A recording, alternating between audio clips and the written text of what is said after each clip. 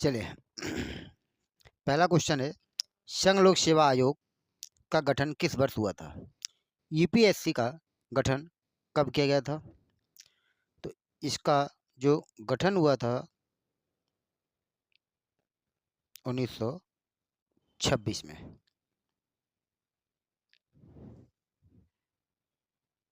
1926 में इसका गठन किया गया था।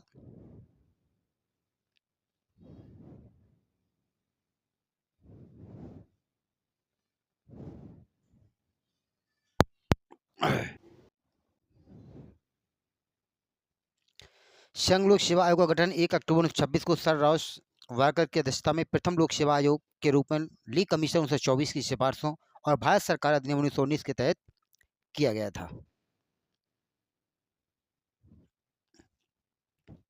भारत का संविधान कब लागू हुआ? तो भारत का संविधान 26 जनवरी 1950 को लागू हुआ।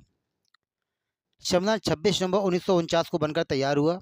26 जनवरी 1950 को लागू किया गया। इसके बनने और लागू होने में लगभग 2 महीने का अंतर रखा गया था।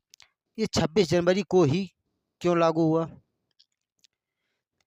1930 में इसी दिन पूर्ण स्वराज दिवस मनाया गया था, 26 जनवरी 1930 को।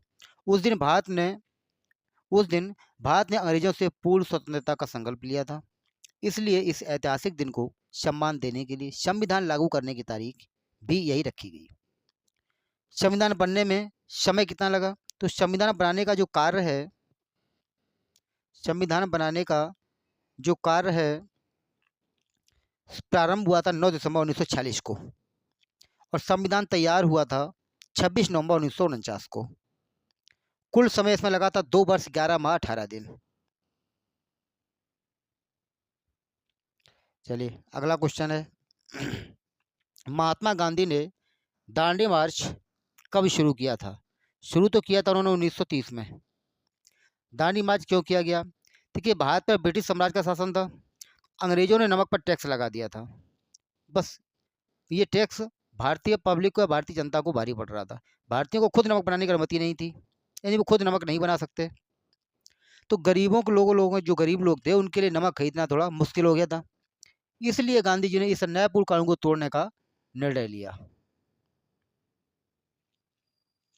दांडी मार्च हुआ कब? देखिए, शुरुआत 12 मार्च 1930 में हुई।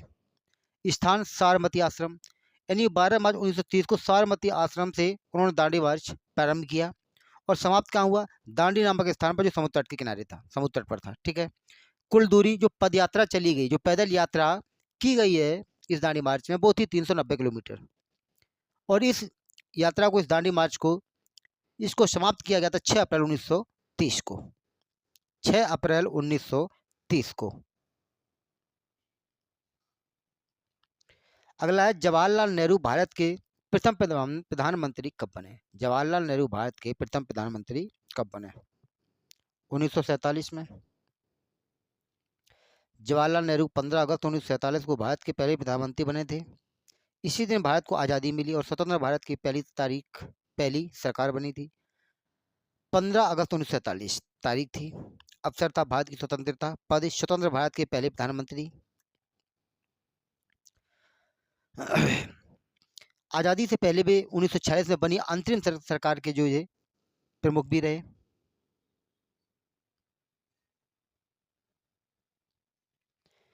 हिमालय किस प्रकार के पर्वत हैं? हिमालय जो हैं किस प्रकार के पर्वत हैं? हिमालय किस प्रकार के पर्वत हैं? यह है मोड़दार पर्वत, ऑप्शन नंबर सी। मोड़दार पर्वत वे पर्वत होते हैं जो पृथ्वी की सतह की चट्टानों के मोड़ने से बने होते हैं। वर्तमान में भारत के प्रधानमंत्री कौन है? वर्तमान में तो मालूम ही है, नरेंद्र मोदी हैं और जल्दी जाने वाले भी नहीं हैं। चलिए, जल का रासायनिक सूत्र क्या है? CO2 कार्बन डाइऑक्साइड, H2O ये जल है। जल का रासायनिक सूत्र है वो है H2O। ठीक है। हाइड्रोजन के 2 परमाणु, ऑक्सीजन का 1 परमाणु, इसलिए इसको मिलकर बना H2O। CO2 में ये कार्बन डाइऑक्साइड है, कार्बन का 1 परमाणु और ऑक्सीजन के 2 परमाणु। और O2 ये ऑक्सीजन है, इसमें ऑक्सीजन के ही 2 परमाणु हैं। NaCl ये सोडियम क्लोराइड, ये एक नमक है, खाने वाला नमक। ठीक है। इसमें Na का एक परमाणु और Cl का एक परमाणु है, ठीक है।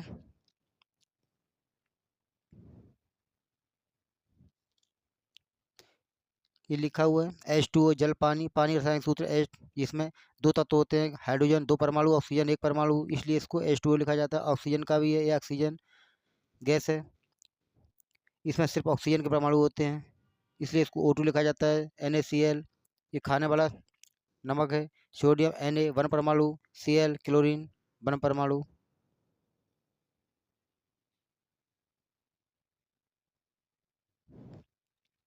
पृथ्वी की सबसे लंबी नदी कौन सी है?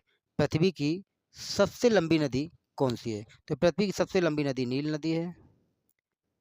मौलिक अधिकार किस भाग में है? तो संविधान के भाग 3 में मौलिक अधिकारों का वर्णन किया गया है। मानव शरीर में रक्त का पीएच लगभग कितना होता है? ये लगभग 7.4 होता है। हरित क्रांति का संबंध किससे? तो हरित क्रांति का संबंध कृषि उत्पादन से है। लोकसभा का कार्यकाल कितने वर्ष का? तो लोकसभा का कार्यकाल 5 वर्ष का होता है। प्रकाश की गति कितनी होती है? लगभग 3 लाख किलोमीटर पर सेकेंड। विश्व का सबसे बड़ा महाद्वीप कौन सा है? एशिया महाद्वीप।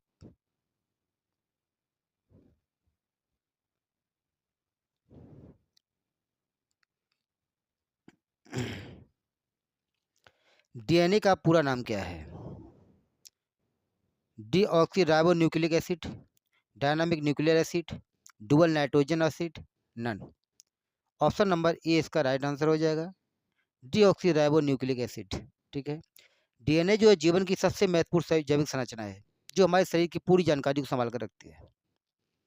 इसी के कारण ये तय होता है कि हम कैसे दिखेंगे, हमारे शरीर का विकास कैसा होगा, हम किस प्रकार वृद्धि होगी, किस तरह ग्रोथ करेंगे शरीर। तो शरीर की जो प्रोग्रेस की जो कैपेसिटी है, जो है, वो सब इसी पर डिपेंड करती है।